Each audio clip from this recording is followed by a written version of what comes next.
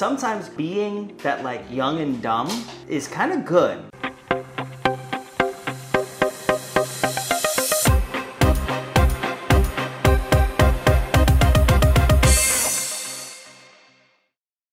Steve Jobs said this, and I don't want to butcher the way he said it because he said it so well and so like simple, but he basically said to be an entrepreneur, to be a business person, he said you kind of have to be a little crazy. You have to be a little crazy to go and be obsessed about what you're doing to the point that you're willing to go through all the pain to accomplish the goal that a standard person would not do it. Right. And you have to kind of just have that in you. And it's weird to think now, because when I was younger, you know, you don't look into things the same way, where it's like, I'm looking into it now and I'm like, wow, I can't believe that I did that. Right. and sometimes being that like young and dumb is kind of good, because sometimes if you knew everything it's gonna take for you to accomplish this goal, you'd be like, I'm not gonna start. Right. You know, sometimes it's better to just be bold.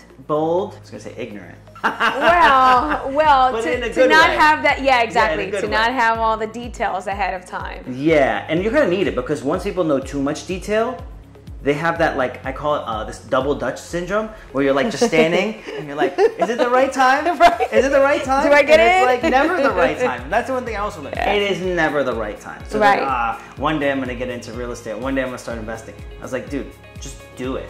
There is not a right time. And that makes so much sense, because I always say that not everybody was born to be an entrepreneur. It takes someone with the type of mentality and determination in the stomach. Because I know, me being around you and witnessing a lot of the things that you go through on a daily basis, I pray for both of us, not just you. I pray for me too, because I'm like, God, build him up and strengthen him, because I look up to him. And if he breaks, I'll probably break too. And I don't want neither one of us to break under the pressure. And it's frightening. And I think it takes that willingness to put yourself through the fire.